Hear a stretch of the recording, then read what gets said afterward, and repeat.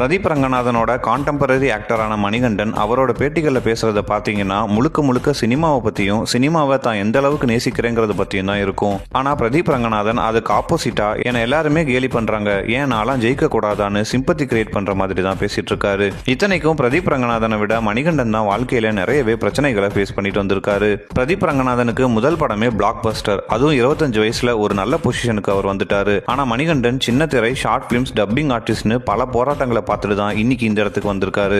ஆனா எந்த பேட்டியிலையும் மணிகண்டன் இதை புலம்புற மாதிரி சொன்னதே இல்லை.